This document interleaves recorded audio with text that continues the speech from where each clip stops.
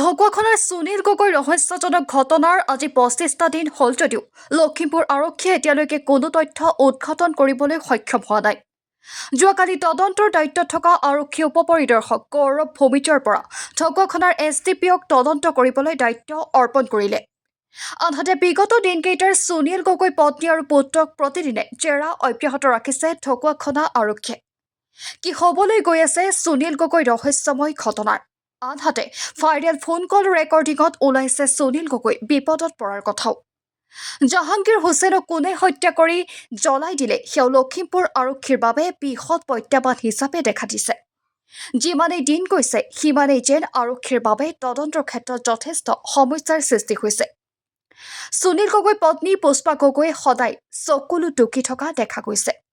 এতিয়া আৰক্ষীৰ বাবে প্ৰত্যাহ্বানৰ কথাটো হৈছে সুনীল গগৈ জীৱিত অৱস্থাত আছে। আপুনি ক'ত আছিলে জীৱিত মানুহটো? অৱস্থাত আছে তেনেহ'লে মই গুৱাহাটীতে আছিলো গৈ আপোনাৰ এইটো নাম্বাৰত ফোন মাৰিছিলো মই, ফোনটো চুইচ অফ। ন্যায় পাবনে চুইচ অফ আছিলে। জাহাংগীৰ মই হুছেইনৰ পইচাটো বেক আহিলে নাই পৰিয়ালটোৱে? সুধিম বুলি ফোন আৰু মাৰি আছে, কিমান নাই দিন আৰক্ষীয়ে সোধপোছ অফ কৰিব অফ অফ সুনীল গগৈ কিহে পালা? পৰিয়ালক? ফোন নে কৰিছে এনেদৰে সুনীলক এটা ফোন কৰি আছে, সময়ত ফোনটো চুইচ অফ সকলো আছে, তাৰ কি হ'ল জানো বুলি কৈছে। পাহৰণি গৰ্ভত বিলীন হৈ এইবোৰ পৰিব? খাই নিদিয়ে।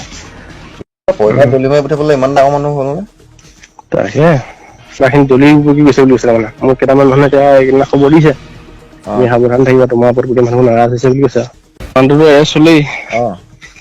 তাৰপাছত কেঁচু খান্দোতে সাপ ওলোৱা নিচিনা হ'ল কথাটো এতিয়া। এতিয়া কাম নকৰাকে ঘিলামাৰ ডিভিজনত বহুত কাম পেণ্ডিং আছে। পইচা খাই দিলে তাৰমানে। খাই দিয়াৰ লগে লগে বাকী সোপা গোটেই সোপা তাৰমানে এতিয়া খংটো মোৰ ওপৰত হাৰিব বিচাৰিছে তাৰমানে। ঠিকা আকৌ ওলাইছে তাৰমানে কিহৰ এইবোৰ হেৰি কৰিছে বুলি। মাৰিহে পেলাম কিবাহে কৰিম ধেৰ মানে অলপ হুলস্থুল হৈ আছে তাৰমানে। মোক কিন্তু ডাইৰেক্ট কোনো ফেচ পোৱা নাই।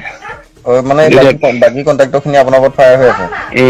সম্পূৰ্ণ 1.5 ঘণ্টাৰ অভিযানৰ অন্তত আৰক্ষী দল পৰিৱেশ দেখুৱাইছে আৰু সুনীল গগৈ পুত্ৰ সৌৰভ গগৈৰ লগত লৈ বৃহৎ অভিযান চলাইছিলে। আৰক্ষী পৰীক্ষা কৰিছিলে সুনীল গগৈৰ ঘৰৰ ভিতৰত, চৌহদত, ঘৰৰ বাহিৰত অভিযান চলাইছিল।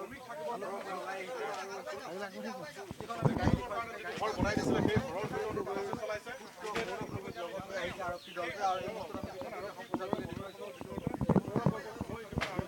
আৰু এই পৰিৱেশটো দেখুৱাইছে। ইতিমধ্যে সুনীল গগৈৰ ঘৰত যি অভিযান চলালে 1.5 ঘণ্টাৰ বৃহৎ আৰক্ষী দলটো ইতিমধ্যে পুত্ৰক লগত লৈ এই মুহূৰ্তত ওলাই অহা দেখিবলৈ পোৱা গৈছে। পৰিৱেশটো দেখুৱাইছে সুনীল গগৈৰ আৰক্ষী অভিযান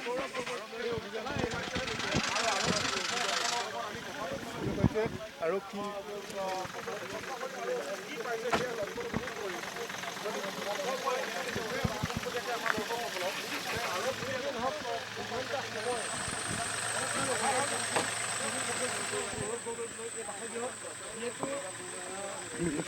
আজি পুৱা 10 বজাৰ লগে লগে সুনীল গগৈৰ পত্নী, পুত্ৰ, ভতিজা আৰু দীক্ষামতী ঢকুৱাখানা আৰক্ষী থানাত হাজিৰ হৈছিল।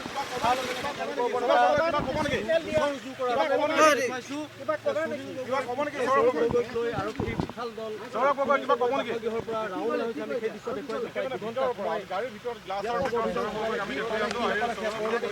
এই মুহূৰ্তত। কি ক'লে কিবা কৈছে নেকি? ঘৰত কি পালে? ঘৰত কিবা পালে নেকি? নীলা টি চাৰ্ট পৰিহিত এইজন হৈছে সৌৰভ গগৈ, সুনীল গগৈৰ একমাত্ৰ পুত্ৰ আৰু অভিযান চলাই এই মুহূৰ্তত আৰক্ষীৰ দলটো ৰাওনা হৈছে। আমি